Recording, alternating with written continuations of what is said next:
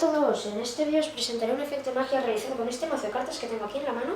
Y antes de nada quería agradeceros a todos por haber suscrito a mi canal, porque ya somos 90 suscriptores, casi 100 suscriptores, y yo creo que es una cifra bastante alta para mí, porque solo llevo 3 semanas subiendo vídeos, no llevo ni un mes y ya son 100 suscriptores. Hay gente que lleva mucho más tiempo que yo y tiene muchos menos suscriptores que yo, y así que por eso estoy muy contento y agradeceros a todos por haberse suscrito. Y ahora sí que traigo el efecto. Mirad, 5 de tréboles, pues hacemos 1, 2 y 3. Y reina de diamantes.